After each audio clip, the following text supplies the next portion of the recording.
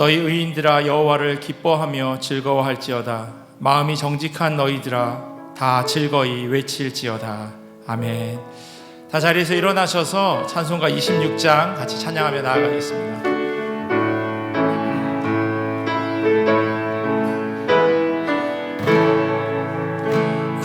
구세주를 아는 이들 찬송하고 찬송하세. 마음과 뜻과 힘 다하여 경배 드리세. 주를 알지 못한 이들 주같이 인도하사 그의 피로 구속하니 찬송 부르세. 약한 사람 도움받아 시험 중에 참게 되니 모든 죄를 이기림은 믿음뿐이라.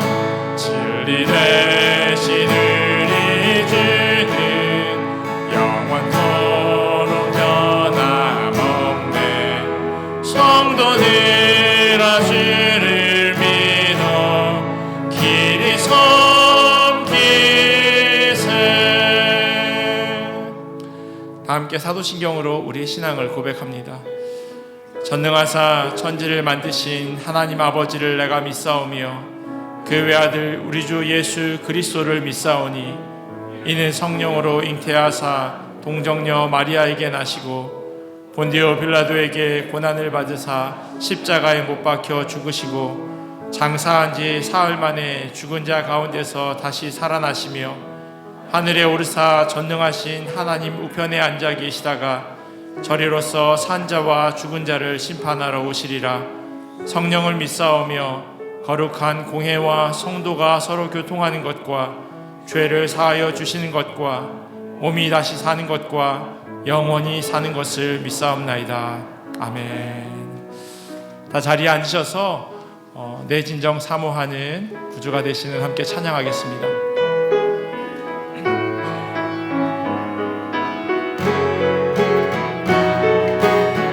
내 진정 사모하는 내 진정 사모하는 친구가 되시는 그 주 예수님은 아름다워라. 산 밑에 백합하여 빛나는 새벽별 주님 영원할 길. 우리 1절 한 번 더 고백할까요? 내 진정 사모하는 내 진정 사모하는 친구가 되시는 그 주 예수님은 아름다워라. 산 밑에 백합하여 빛나는 새벽별 주님 영원할 길 아주 없도다. 내 맘이 아플 적에 큰 위로 되시며 나 외로울 때 소은 친구라. 주는 저 산 밑에 백합 빛나는 새벽별 이 땅 위에 비길 것이 없도다. 내 맘의 모든 염려 이 세상 고락도 주님 항상 같이 하여 주시고 시험을 당할 때에 악마의 개교는 즉시 물리치사 나를 지키네. 온 세상 날 버려도 주 예수 안 버려 끝까지 나를 돌아보시니. 주는 저 산 밑에 백합 빛나는 새벽 이 땅 위에 이길 것이 없도다. 내 맘을 다하여서 내 맘을 다하여서 주님을 따르며 길이 길이 나를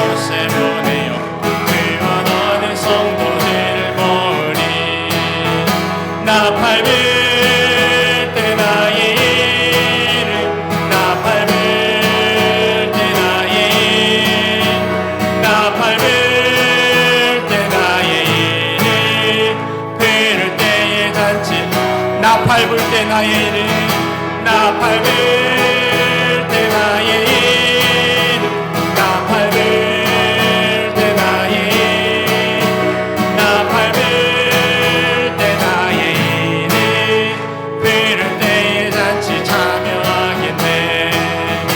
무덤 속에 잠자던 자 그때 다시 일어나 영화로운 부활 승리 얻으리. 주의 택한 모든 성도들은 타고 올라가 공중에서 주님 다시 오실 날을, 주님 다시 오실 날을 우리 알 수 없음. 항상 기도하고 깨어있어서 기쁨으로 보좌 앞에 우리 나가서도록 그때까지 참고 기다리겠네. 나 밟을 때 나의 일, 나 밟을 때 나의 일, 나 밟을 때 나의 일을 부를 때에 잔치 참여하겠네.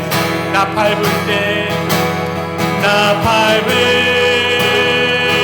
때 나의 일, 나 밟을 때 나의 일, 나 밟을 때 나의 일을 부를 때에. 우리 한 번 더 고백할까요? 나 밟을 때 나의 일을, 나 밟을 때 나의 일, 나 밟을 때 나의 일, 나 밟을 때 나의 일을 부를 때에 잔치 참여하겠네. 아멘.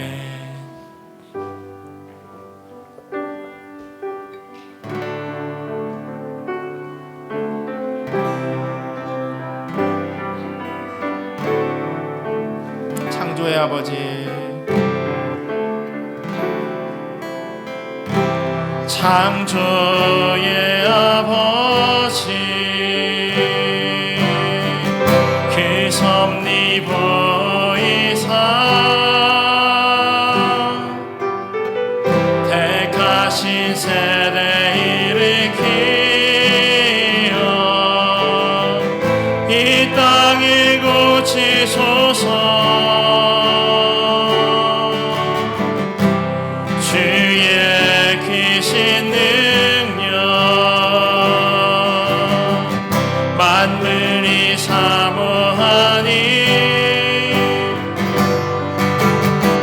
성령의 기름 부어주사 이 시간 임하소서.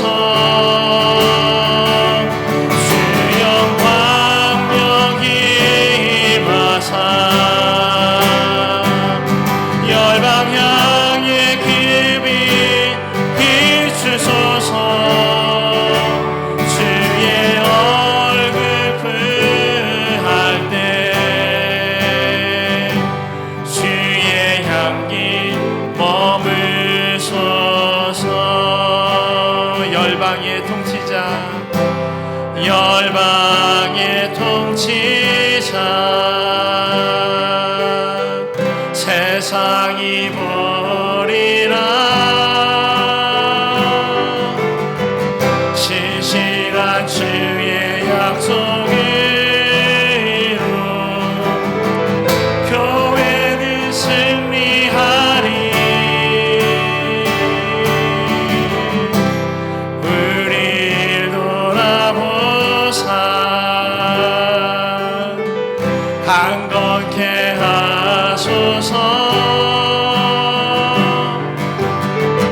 연약한 모든 벗어지고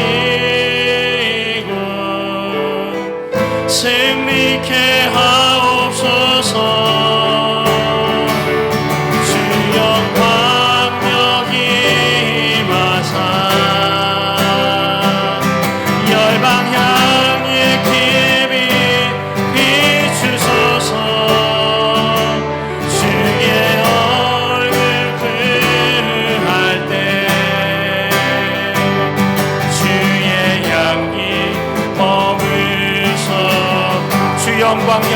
임하사 주 영광 여기 임하사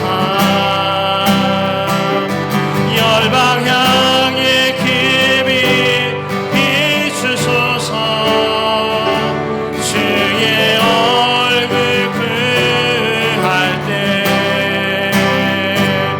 주의 향기 머물소 주의 향기 머물소서 주의 향기 머물소 주의 영광 머물소서 주의 영광 머물소서.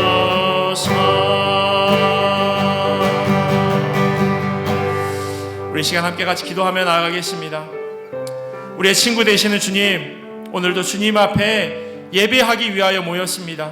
우리의 마음에 좌정하여 주시옵시고 주님만 바라보며 주님께만 집중하는 예배의 자리 되게 해달라고, 변함없으신 주의 사랑을 깨닫는 예배 되게 해달라고 같이 기도하며 나아가겠습니다. 특별히 성령님, 우리의 마음을 열어주시옵시고 겸손하게 하나님의 말씀에 귀 기울이기를 원합니다. 하나님, 주의 종이 듣기를 원하오니 하나님 말씀하여 주시옵소서. 전하는 자와 듣는 자가 함께 은혜 받는 귀하고 복된 예배의 자리 되게 해달라고 이 시간 함께 같이 기도하며 나아가겠습니다. 기도하겠습니다. 참 좋으신 하나님 감사합니다. 하나님의 은혜를 구하며 나아갑니다. 하나님의 말씀에 엎드려지는 귀한 자리 되기를 간절히 원합니다. 특별히 하나님, 기도하옵기는 우리의 친구 되어주시는 주님, 오늘도 주님 앞에 예배하기를 원하여 모였습니다. 우리의 마음에 좌정하여 주시옵시고 주님만 바라보면서 주님께만 집중하는 귀하고 복된 예배의 자리 되게 주님 은혜로 더하여 주시옵소서. 변함없으신 주의 사랑을 깨닫는 예배 자리 되기를 원합니다. 특별히 주님, 성령님께서 우리의 마음을 열어주시옵시고 겸손하게 하나님의 말씀에 귀 기울이기를 원합니다. 하나님 말씀하여 주시옵소서. 주의 종이 듣겠나이다. 선포되어지는 말씀을 통하여서 우리의 심령이 변화되어지게 하시고 말씀 한 구절 한 구절이 우리의 삶을 통하여 드러나기를 원하오니 하나님 은혜로 더하여 주시옵시고 주여 말씀하여 주시옵소서. 감사합니다.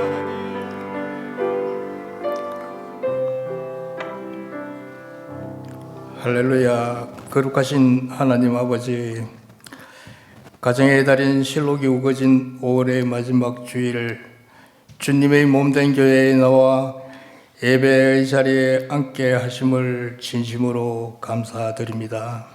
하나님 홀로 영광받아 주시옵소서. 사랑이 많으신 하나님 아버지, 저희들이 지난 한 주간도 여러 가지 모양으로 지은 죄악들이 많습니다.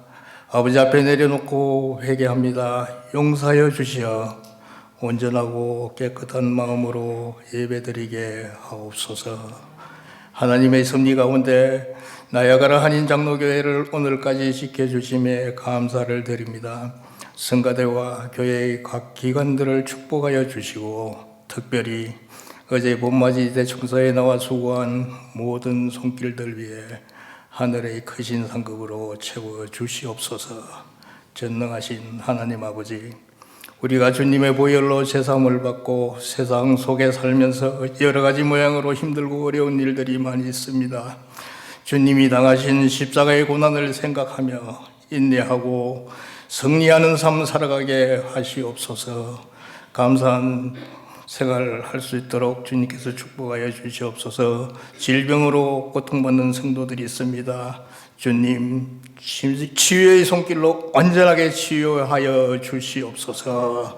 하나님 아버지, 교회의 부목사 청빙 문제를 기도로 올려드립니다. 주님께서 예비하신 우리 교회에 합당한 좋은 부목사를 보내주시리라 믿습니다. 우리 교회가 후원하고 있는 선교사들과 그 가족들의 건강과 생활을 지켜주시어서 맡은 사명 잘 감당하게 하시고 천군 천사를 우리의 조국 대한민국에 보내주시어 통일을 이루게 하시고 남과 북이 함께 주님께 예배드리는 구원의 통로 되게 하옵소서. 말씀을 전할 당회장 이충민 목사에게 성령 충만케 하시어 말씀이 전파될 때에 우리의 육과 영이 말씀으로 깨어지는 은혜의 시간 되게 하시고 각자의 사정으로 오늘 예배에 참석하지 못한 성도들에게도 똑같은 은혜로 채워주시옵소서. 감사를 드리며 예수님 이름으로 간절히 기도드립니다.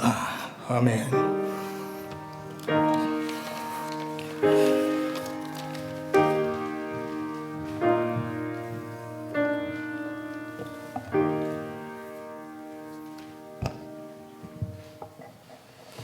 교회 소식 몇 가지 전해드리도록 하겠습니다.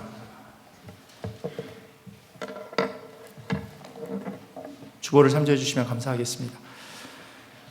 어제 봄맞이 교회 대청소가 있었습니다. 참여해 주신 성도님들 너무나도 감사드립니다. 혹시 어제 삽질하시다가 허리가 오늘 무리되지 않으셨는지 모르겠습니다. 잘 몸 관리하시고요. 또 수고하시고 또 여러모로 섬겨주신 모든 분들에게 다시 한번 감사를 드립니다. 오늘 2부 예배 후에 본당에서 목자 교육이 있습니다. 목자 되시는 분들은 한 분도 빠짐없이 참석해 주시면 감사하겠습니다.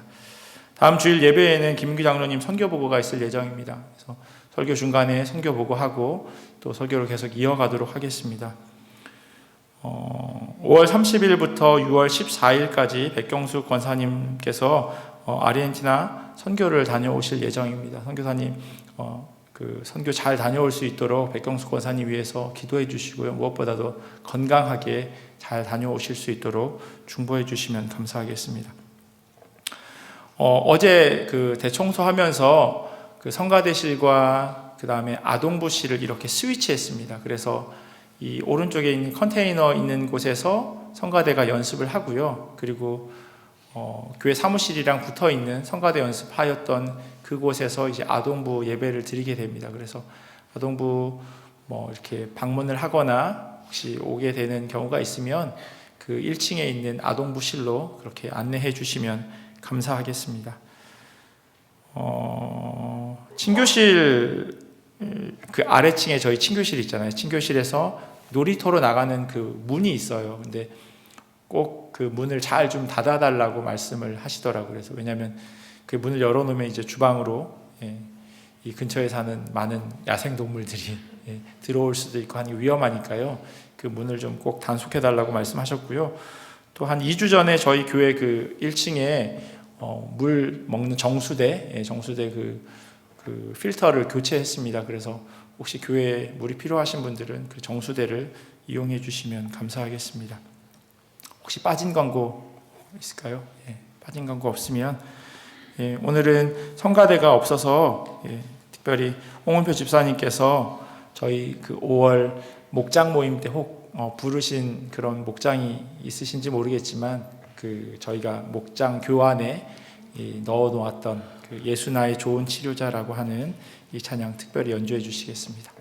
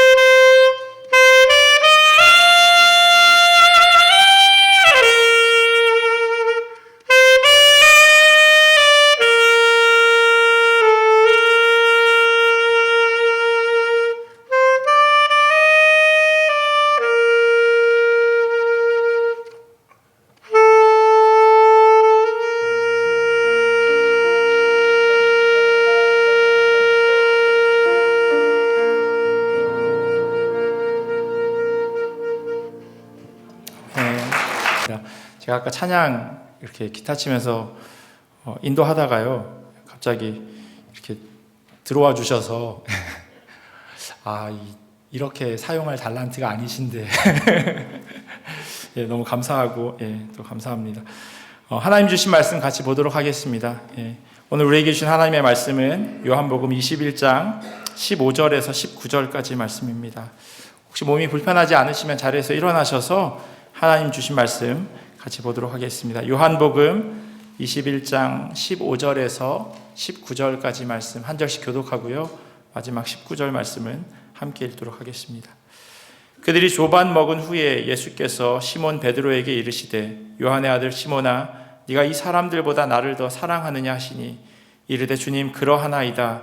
내가 주님을 사랑하는 줄 주님께서 아시나이다. 이르시되 내 어린 양을 먹이라 하시고, 또 두 번째 이르시되 요한의 아들 시몬아, 네가 나를 사랑하느냐 하시니, 이르되 주님 그러하나이다. 내가 주님을 사랑하는 줄 주님께서 아시나이다. 이르시되 내 양을 치라 하시고, 세 번째 이르시되 요한의 아들 시몬아, 네가 나를 사랑하느냐 하시니, 주께서 세 번째 네가 나를 사랑하느냐 하심으로 베드로가 근심하여 이르되 주님 모든 것을 아시오매 내가 주님을 사랑하는 줄을 주님께서 아시나이다. 예수께서 이르시되 내 양을 먹이라. 내가 진실로 진실로 내게 이르노니 내가 젊어서는 스스로 띠띠고 원하는 곳으로 다녔거니와 늙어서는 내 팔을 벌리리니 남이 내게 띠띠우고 원하지 아니하는 곳으로 데려가리라. 함께 읽겠습니다. 이 말씀을 하심은 베드로가 어떠한 죽음으로 하나님께 영광을 돌릴 것을 가리키심이로라. 이 말씀을 하시고 베드로에게 이르시되 나를 따르라 하시니. 아멘. 하나님의 말씀입니다. 자리에 앉겠습니다. 요셉, 또 모세, 예레미야, 그리고 오늘은 네 번째 시간으로 베드로를 가지고 함께 말씀을 나누고자 합니다. 주님은 여전히 소망 얻는 것 같은 그런 삶의 자리에서 긴 호흡으로 일하고 계십니다. 예수님의 제자 가운데 베드로는 참으로 대단한 사람입니다. 혹시 여기에서 물 위를 걸어보신 분이 계신지 모르겠습니다. 저희가 웃지만 베드로는 그 일을 했습니다. 물론 저희가 물 위를 걷는 방법을 모르는 건 아닙니다. 제가 책에 보니까 여러분도 똑같이 하시면 물을 걸을 수 있다고 이렇게 설명이 되어져 있더라고요. 혹시 모르는 분이 계실 것 같아서 제가 설명드릴게요. 물 위에 먼저 오른발을 이렇게 놓으셔야 한대요. 물론 왼발잡이이신 분은 왼발을 꼭 올려놓으시라고 그렇게 써 있었습니다. 오른발을 올려놓고 그 발 앞으로 한 30cm 정도, 한 뼘 반 정도, 30cm 정도 되는데 반대쪽 발을 얹어 놓으라는 겁니다. 그리고 그때 기억해야 할 건요, 먼저 올려놨던 발이 빠지기 전에 앞으로 30cm를 옮겨 놔야 한다고 합니다. 죄송합니다. 주일 아침부터 제가 쓸데없는 자, 이제 아셨어요. 이제 여러분들이 물 위를 어떻게 걸어야 하는지 아셨습니다. 그런데 여기 계신 모든 분들 가운데 아무도 그런 시도를 하지 않습니다. 왜 그럴까요? 왜 한 번도 어느 누구도 그걸 추라하지 않을까요? 뻔하니까요. 빠질 게 너무 뻔하고, 제가 뭐 책에서 봤다고 강단에서 거짓말하면서 이렇게 설명해줘도 아무도 집에 가서 욕조에 물 받아놓고 아니면 수영장에서 이걸 하지 않으실 거예요. 당연히 아니까 빠질 걸. 그런데 베드로는 이 말도 안 되는 일을 합니다. 예수님께 여쭙고요.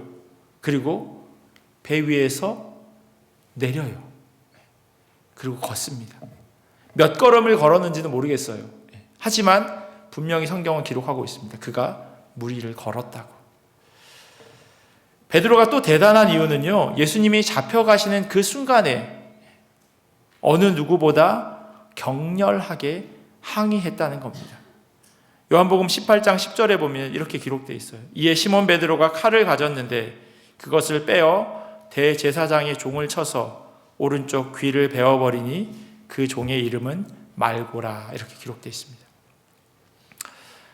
이게 왜 대단한 일이냐면요, 그 당시 대제사장의 파워는 유대인들 가운데 최고였습니다. 어느 누구도 그 사람에게 손을 댈 수 없을 정도였어요.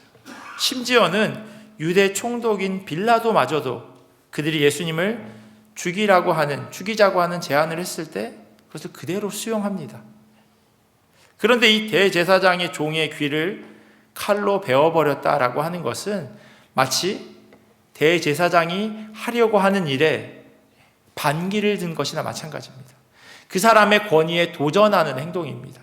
그러니 베드로가 칼을 뽑아서 대제사장의 종의 귀를 쳤다고 하는 것은 정말로 보통 사람은 할 수 없는 그러한 용기 있는 행동일 수밖에 없습니다. 무식하면 용감하다고 단순 무식하게 막무가내로 칼을 휘두른 사람이 바로 이 베드로입니다. 더 대단한 건요, 이건 약간 좋지 않은 대단함일 수도 있는데 3년간이나 따라다녔던 주님이라고 부르던 그분을 배반했다고 하는 겁니다. 이게 왜 대단한 거냐 하면 예수님이 자기를 물 위로 걷도록 하셨고요, 죽은 사람을 살리시고 아픈 사람을 고치시고 보리떡 5개와 물고기 2마리로 5,000명이 넘는 그런 사람을 먹이신 그것을 베드로가 직접 봤어요. 그런데 자기가 직접 경험했음에도 불구하고 그분을 모른다라고 이야기하는 것, 그거는 대단한 일일 수밖에 없습니다. 그런데 베드로가 물 위를 걷고 말고의 귀를 자르는 모습은요, 용기보다는 오히려 베드로가 가지고 있었던 두려움, 그걸 표출한 것이나 마찬가지였어요. 그가 비록 예수님의 말씀을 의지해서 물 위를 걷기는 했지만 금방 덮쳐오는 파도에 겁이 나서 물에 빠지죠. 또한 베드로는요, 예수님이 잡히시는 순간 대제사장의 종 말고의 귀를 칼로 자르는 그것을 무척 용기 있는 행동으로 우리는 여길 수 있지만 이것은 오히려 극도의 공포로 인해서 자기의 감정과 분노를 제대로 조절하지 못한 그러한 모습이기도 합니다. 마치 분노 조절 장애, 그러한 모습이 바로 베드로가 칼을 뽑아든 모습입니다. 그리고 결정적으로 제사장의 뜰에서 했던 베드로의 행동은 누가 봐도 겁 많은 사람의 모습의 전형입니다. 예수님과 3년이나 함께 지냈는데 혹시 자기도 저렇게 잡혀가면 어떡하나라고 하는 그 두려움이 3번이나 예수님을 모른다라고 대답하게 만든 겁니다.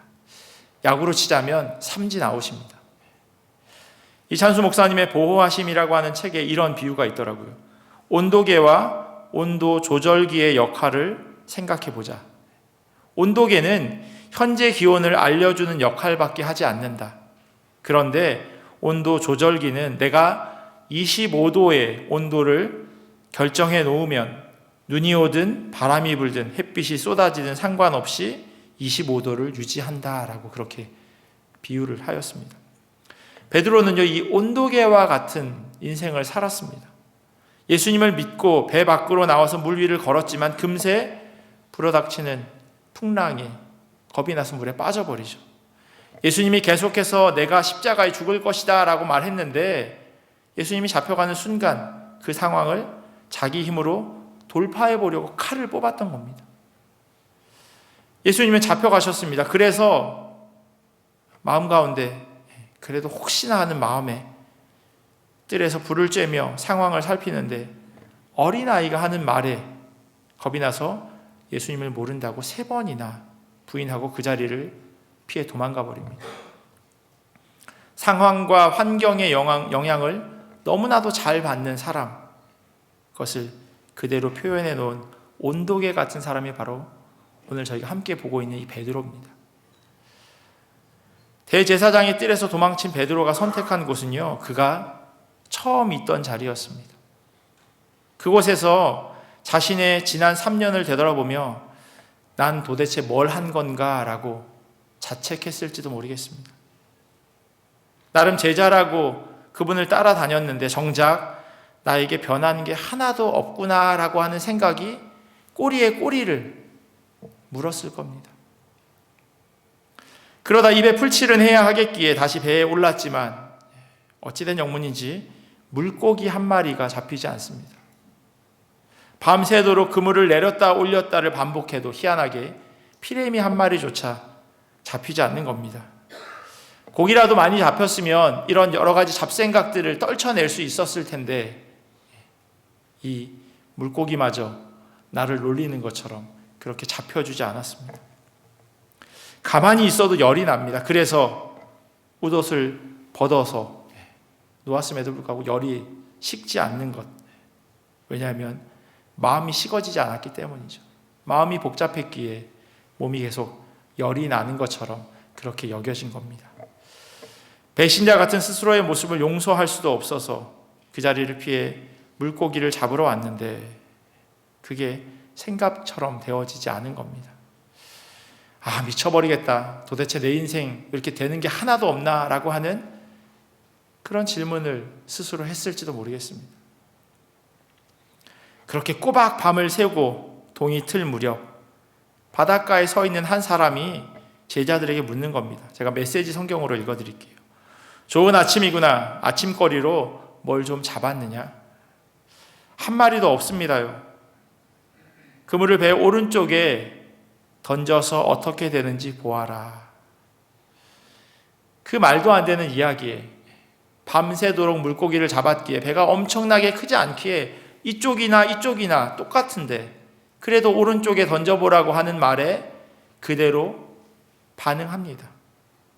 그랬더니 물고기가 너무 많아서 그물이 찢어질 정도가 되었습니다. 그때 문득 옛날 생각이 납니다. 야, 비슷한 일이 옛날에 나에게 있었던 것 같은데 데자뷰인가? 누가복음 5장에 보면요, 예수님이 베드로를 제자로 부르시는 장면이 기록되어 있습니다. 예수께서 시몬에게 말씀하셨다. 깊은 물로 나가서 그물을 내려 고기를 잡아라. 시몬이 말했다. 주님, 우리가 밤새도록 열심히 고기를 잡았지만 피라미 한 마리도 잡지 못했습니다. 하지만 주님께서 그렇게 말씀하시니 그물을 내리겠습니다. 말을 마치자마자 그물을 더 이상 담을 수 없을 정도로 많은 고기가 가득 잡혔다.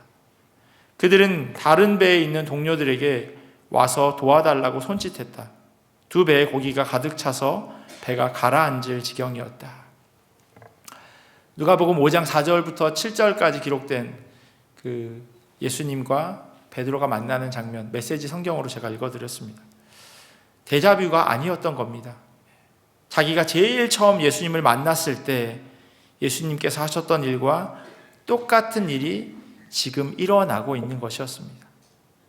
미처 예수님이라고 말하기도 전에 옆에 있던 다른 제자들이 주님이시다라고 외쳤습니다. 베드로가 선뜻 주님이시다라고 외치지 못했던 이유는 다른 제자들처럼 자기는 똑같이 행동하지 않았기 때문이에요. 다른 제자들은 그렇게 하지 않았는데 자기는 3번이나 예수님을 모른다고 부인한 사람이에요. 그게 마음속에 걸린 거예요. 자기가 부인하지 않은 이야기, 그 일, 예수님이 아셨을까요? 모르셨을까요? 예수님은 다 아시겠죠. 여러분들 그렇게 대답하실 거예요. 그런데 또 한편 예수님은 사람이시잖아요. 그런데 예수님이 베드로가 하는 그 부인하는 그 말을 듣고 보고 계셨어요. 성경에 기록되어 있어요. 누가복음 22장 60절 61절 말씀이에요. 베드로가 이르되 이 사람아 나는 네가 하는 말을 알지 못하노라고 아직 말하고 있을 때 닭이 곧 울더라. 주께서 돌이켜 베드로를 보시니 베드로가 주의 말씀 곧 오늘 닭 울기 전에 네가 3번 나를 부인하리라 하심이 생각나서. 베드로가 예수님이 신문받는 장소로 쫓아갔습니다. 그런데 그곳이 그렇게 크지 않았던 모양이에요. 베드로가 모릅니다. 나 그 사람 몰라요 라고 3번째 얘기할 때 닭이 울고 그리고 예수님이 돌아서 베드로를 쳐다봤습니다.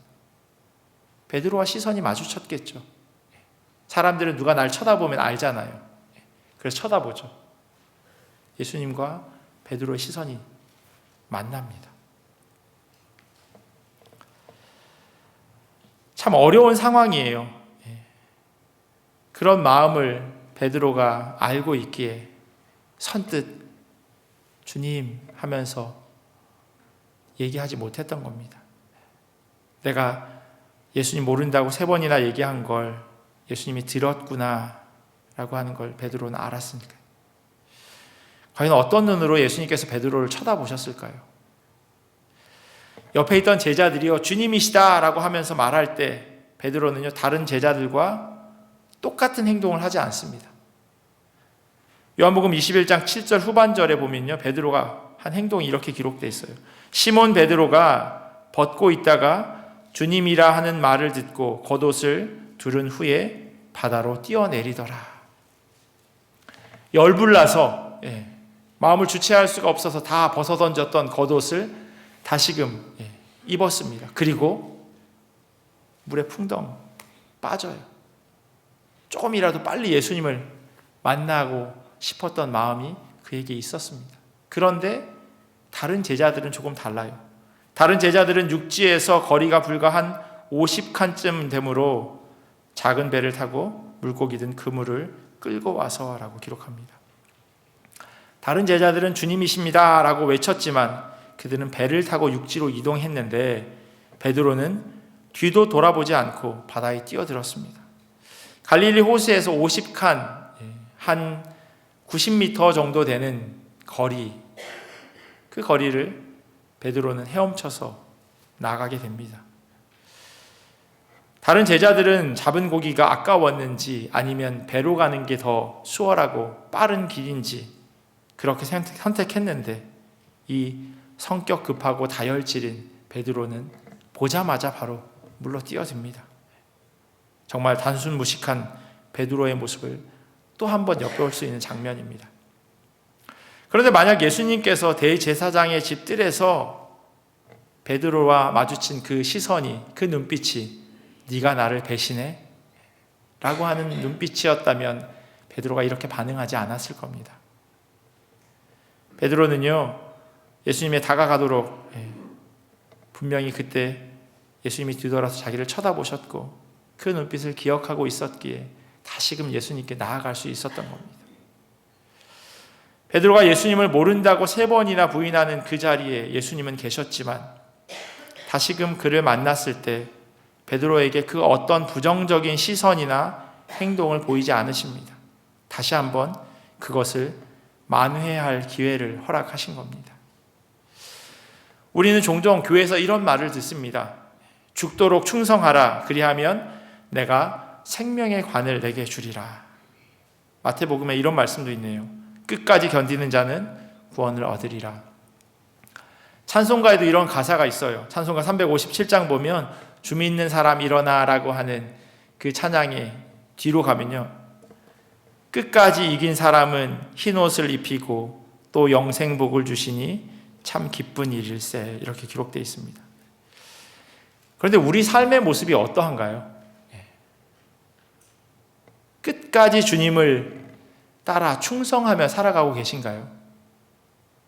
끝까지 견디며 살아가십니까? 요한계시록 말씀을 글자 그대로 보자면 죽도록 충성하지 못하면 생명의 면류관이 없다라고 그렇게 해석할 수 있습니다.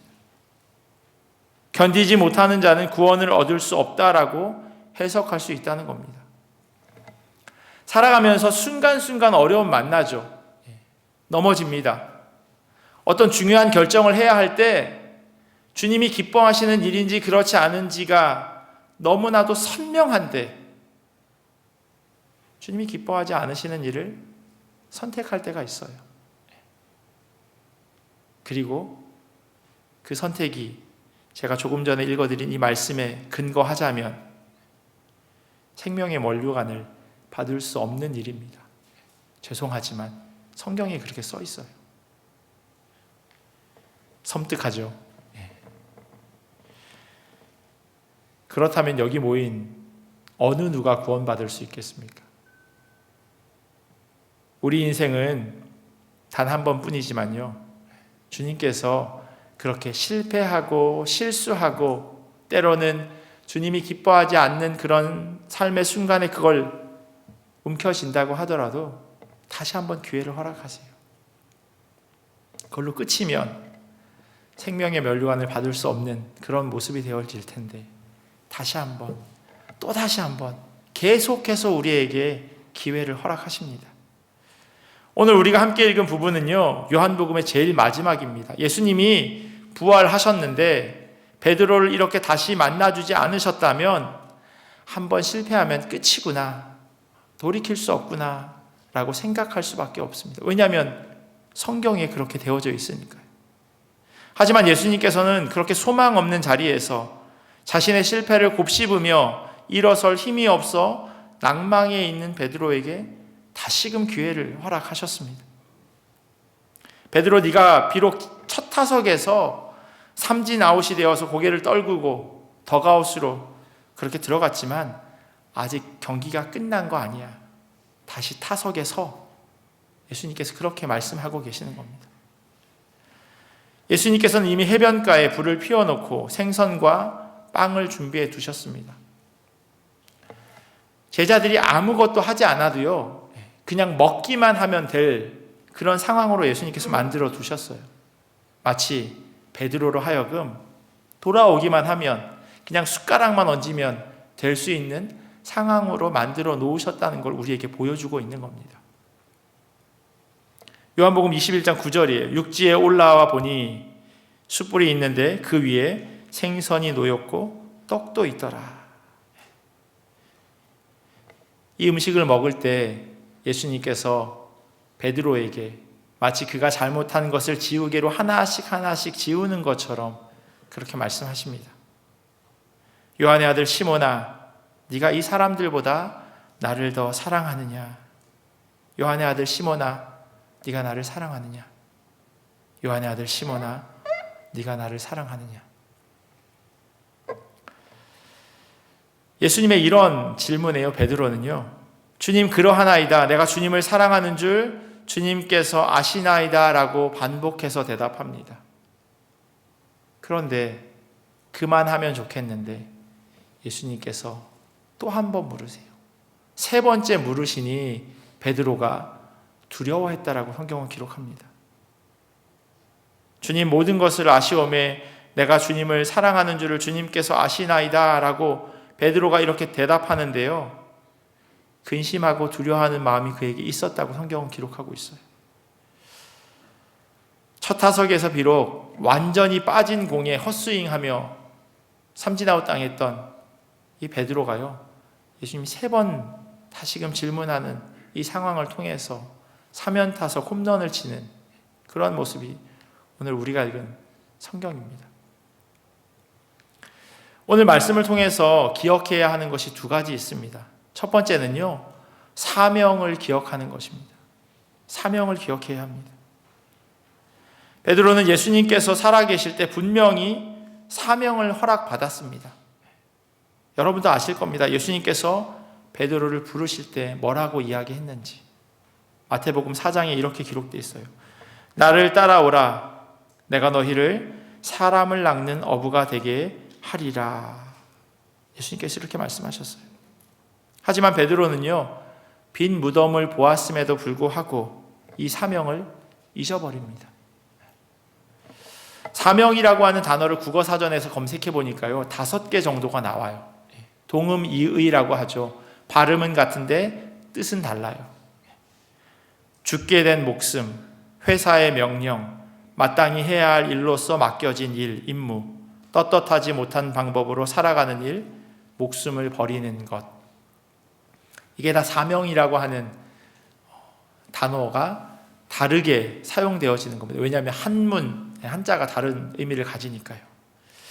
베드로에게 주어진 사명은 몇 번일까요? 국민학교 나오신 분은 보통 4가지 중에 고르는데요, 요즘은 5가지 중에 고르거든요. 오지선답니다. 3번이 정답이죠.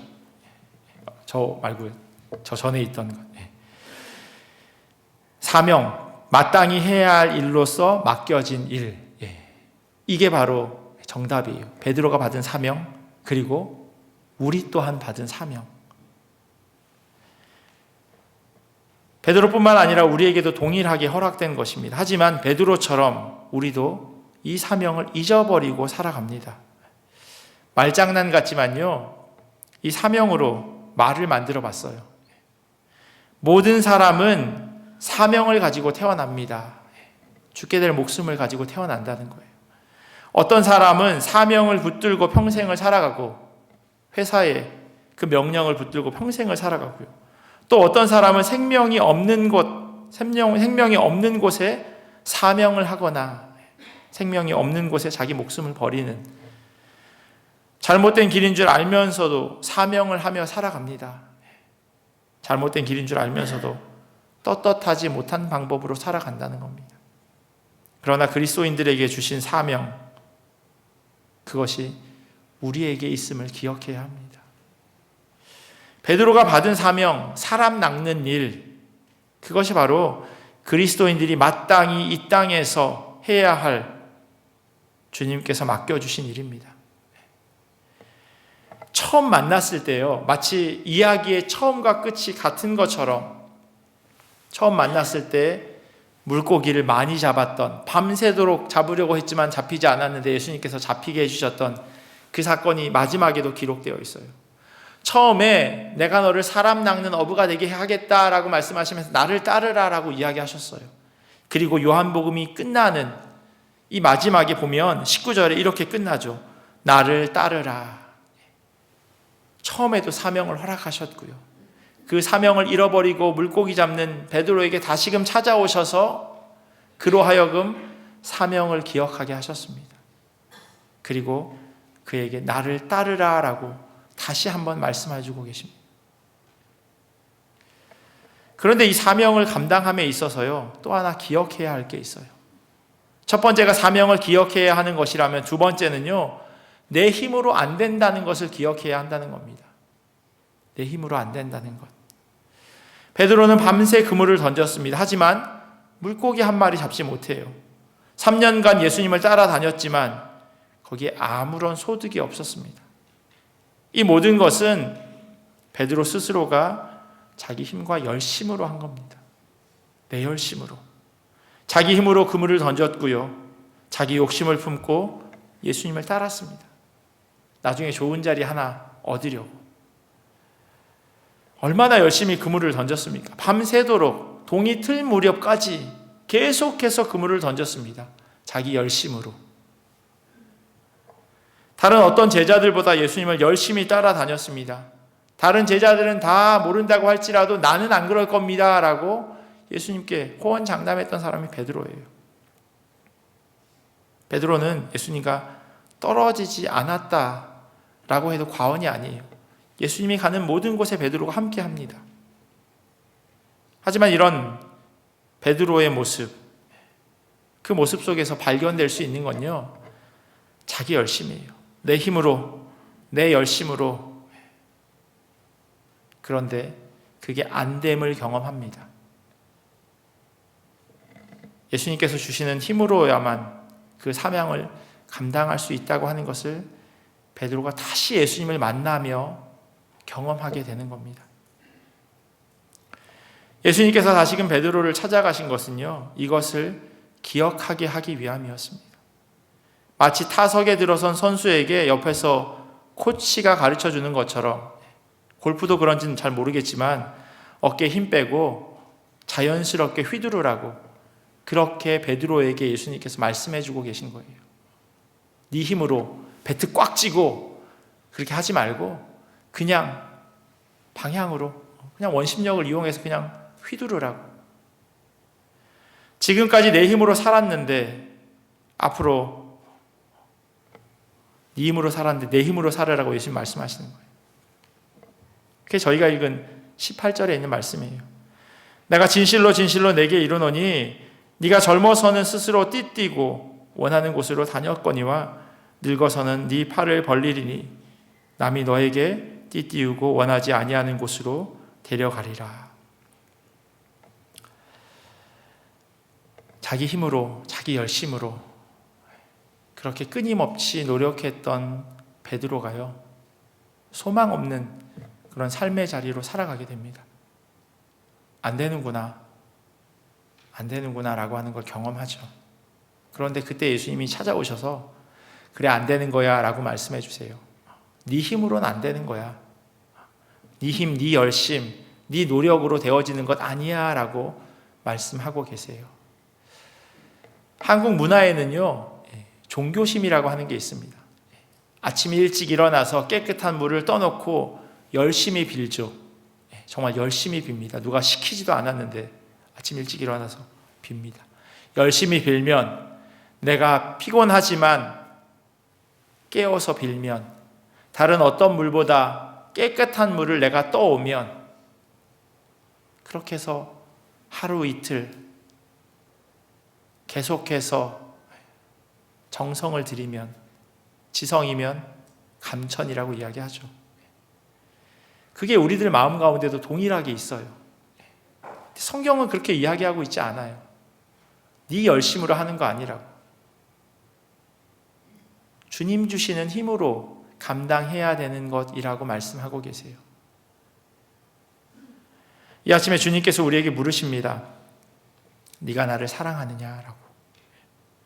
하나님께서 우리에게도, 그리고 우리 교회에게도 동일하게 질문하십니다.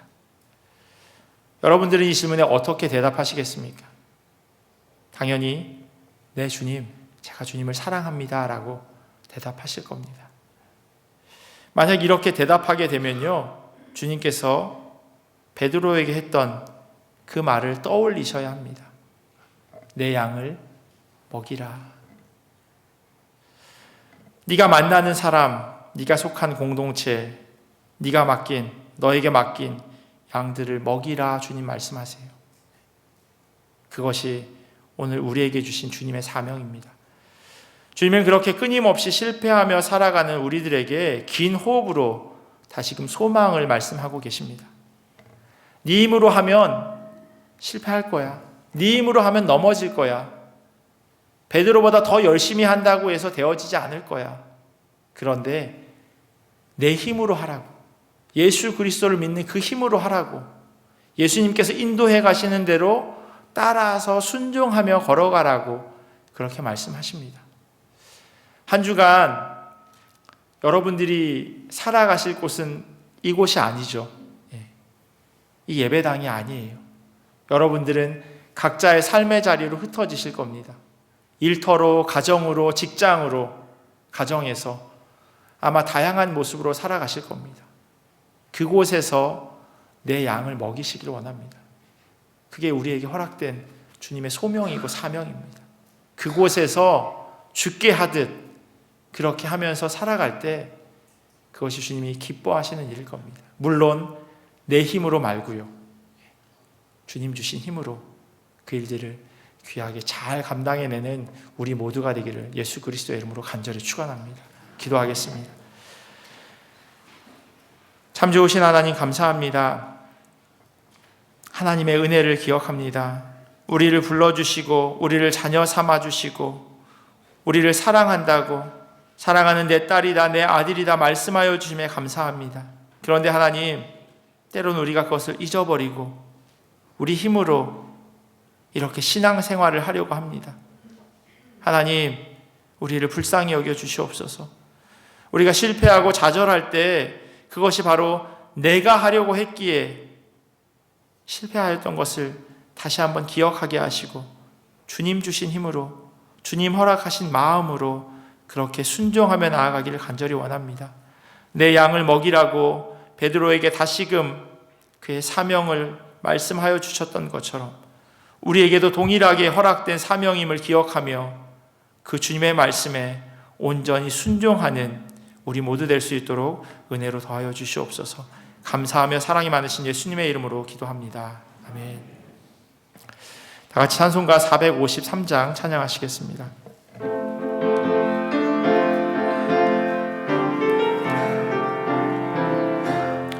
예수 더 알기 원함은 크고도 넓은 은혜와 대속해 주신 사랑을 간절히 알기 원하네. 내 평생의 소원, 내 평생의 소원, 대속해 주신 사랑을 간절히 알기 원하네. 성령이 스승되셔서 진리를 가르치시고 거룩한 뜻을 깨달아 예수를 알게 하소서.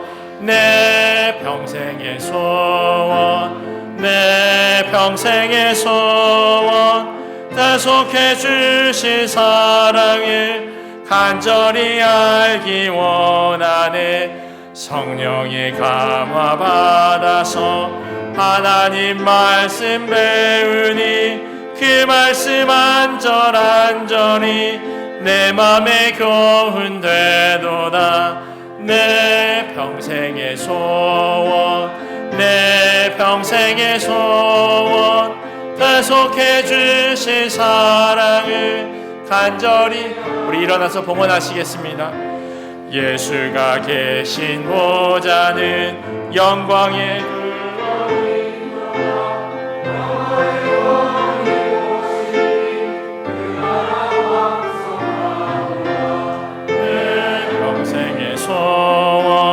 내 평생의 소원, 대속해 주신 사랑을 간절히 알기 원하네. 외손녀의 첫 생일을 맞이하여 베푸신 크신 사랑에 감사를 올립니다. 늘 주님의 기쁨이 되는 자녀가 되기를 원합니다. 약속하신 말씀을 믿으며 작정기도 올려드립니다. 무탈하게 귀국하게 하심에 하나님께 감사드립니다. 손이 어머니 장례를 은혜 가운데 잘 치르게 하여 주셔서 감사합니다. 주님 은혜 감사드립니다. 이제껏 지켜주신 두 딸의 생일에 감사드리고 앞날도 하나님이 기쁨이 될 수 있도록 온 가족이 될 수 있도록 축복하여 주세요. 감사드립니다. 1,000번째 드렸습니다. 같이 기도하겠습니다. 하나님 감사합니다. 어려운 가운데도 또 기쁨 가운데도 그 모든 기도의 제목을 하나님 앞에 올려드립니다. 하나님께서 위로가 필요한 이들에게 그 마음에 위로하여 주시옵시고 또 하나님께 감사한 마음으로 올려드리는 이들에게 더 감사의 제목이 많아질 수 있도록 은혜로 더하여 주시옵소서. 우리가 넉넉함보다는 감사한 마음으로 드립니다. 또한 이 모든 것들이 하나님으로부터 왔음을 믿음으로 고백하며 주님 앞에 올려드립니다. 하나님께서 이 귀한 물질을 받으시고 하나님께서 선하게 사용하여 주시옵소서.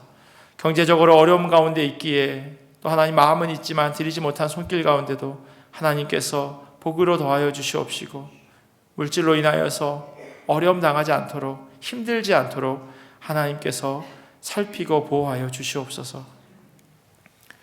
지금은 우리 주 예수 그리스도의 크신 은혜와 하나님 아버지의 사랑하심과 성령님의 교통하심이 주께서 우리와 함께 하심을 기억하고 오직 주님 주시는 힘으로만 살아가기를 결단하는 주님의 자녀들 머리 위에 그리고 이들의 가정과 삶의 자리와 주님의 몸된 교회 위에 지금부터 영원토록 함께 하시기를 간절히 축원하옵나이다. 아멘.